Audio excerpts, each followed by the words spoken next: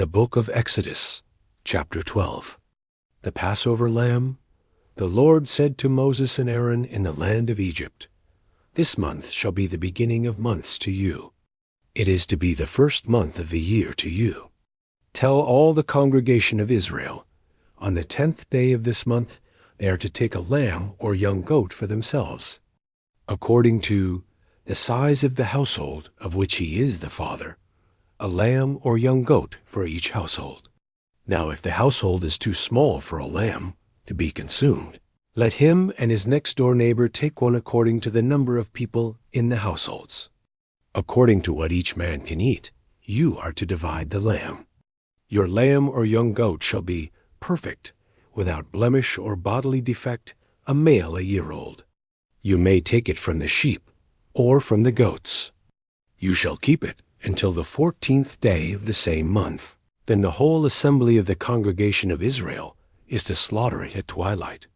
Moreover, they shall take some of the blood and put it on the 2 doorposts and on the lintel, above the door of the houses in which they eat it. They shall eat the meat that same night, roasted in fire, and they shall eat it with unleavened bread and bitter herbs. Do not eat any of it raw or boiled in water, but roasted in fire, both its head and its legs, along with its inner parts. You shall let none of the meat remain until the morning, and anything that remains left over until morning you shall burn completely in the fire. Now you are to eat it in this manner.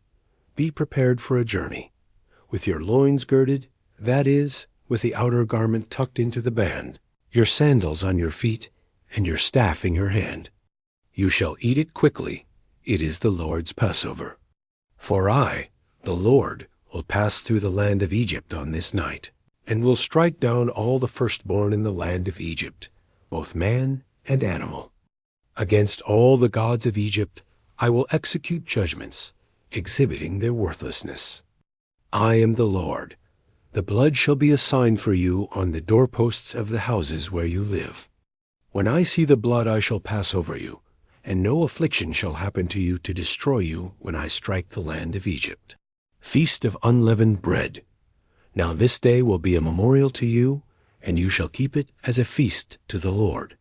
Throughout your generations you are to celebrate it as an ordinance forever.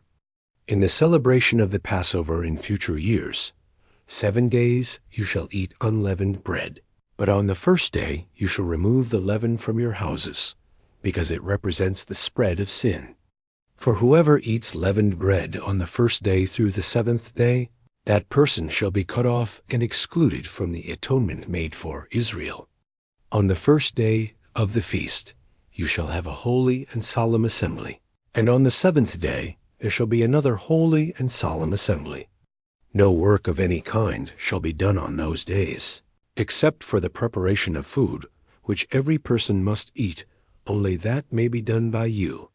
You shall also observe the Feast of Unleavened Bread, because on this very day I brought your hosts, grouped according to tribal armies, out of the land of Egypt. Therefore you shall observe this day throughout your generations as an ordinance forever. In the first month, on the 14th day of the month at evening, you shall eat unleavened bread, and continue until the 21st day of the month at evening.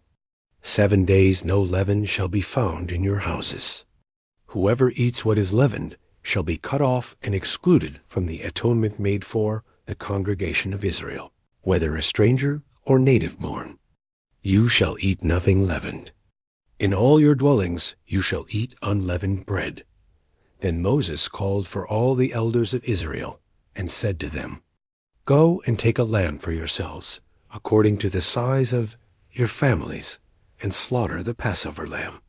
You shall take a bunch of hyssop, dip it in the blood which is in the basin, and touch some of the blood to the lintel, above the doorway, and to the 2 doorposts. And none of you shall go outside the door of his house until morning, a memorial of redemption. For the Lord will pass through to strike the Egyptians. And when he sees the blood on the lintel, above the entryway, and on the 2 doorposts, the Lord will pass over the door, and will not allow the destroyer to come into your houses to slay you. You shall observe this event, concerning Passover, as an ordinance for you and for your children forever. When you enter the land which the Lord will give you, as he has promised, you shall keep and observe this service. When your children say to you, "What does this service mean to you?" you shall say, "It is the sacrifice of the Lord's Passover." For he passed over the houses of the Israelites in Egypt when he struck the Egyptians, but spared our houses. And the people bowed their heads low and worshipped God. Then the Israelites went and did as they had been told. Just as the Lord had commanded Moses and Aaron, so they did. Now it happened at midnight that the Lord struck every firstborn in the land of Egypt, from the firstborn of Pharaoh, who sat on his throne, to the firstborn of the prisoner who was in the dungeon, and all the firstborn of the cattle. Pharaoh got up in the night, he and all his servants and all the Egyptians, and there was a great cry of heartache and sorrow in Egypt, for there was no house where there was not someone dead. Then he called for Moses and Aaron at night, and said, "Get up, get out from among my people, both you and the Israelites, and go, serve the Lord, as you said. Take both your flocks and your herds, as you have said, and go, and ask your God to bless me also." Exodus of Israel. The Egyptians anxiously urged the people to leave, to send them out of the land quickly, for they said, "We will all be dead." So the people took their dough before it was leavened, their kneading bowls being bound up and their clothes on their shoulders. Now the Israelites had acted in accordance with the word of Moses, and they had asked the Egyptians for articles of silver and articles of gold and clothing. The Lord gave the people favor in the sight of the Egyptians, so that they gave them what they asked. And so they plundered the Egyptians of those things. Now the Israelites journeyed from Ramesses to Sukkot, about 600,000 men on foot, besides the women and the children.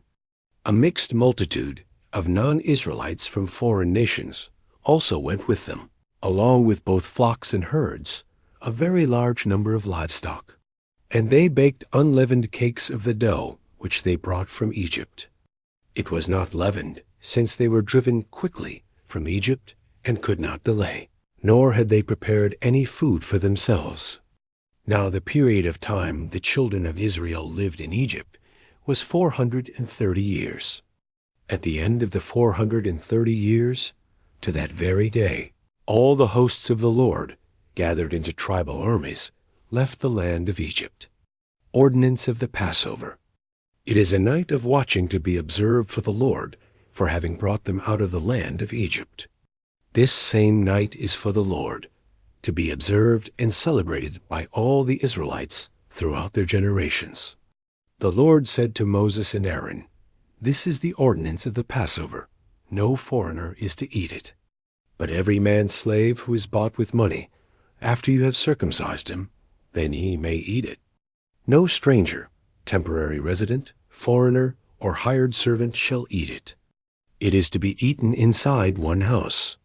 You shall not take any of the meat outside the house, nor shall you break any of its bones. The entire congregation of Israel shall keep and celebrate it. If a stranger living temporarily among you wishes to celebrate the Passover to the Lord, all his males must be circumcised, and then he may participate and celebrate it, like one that is born in the land. But no uncircumcised person may eat it. The same law shall apply to the native born and to the stranger who lives temporarily among you." Then all the Israelites did so. They did just as the Lord had commanded Moses and Aaron. And on that very same day, the Lord brought the Israelites out of the land of Egypt by their hosts, tribal armies.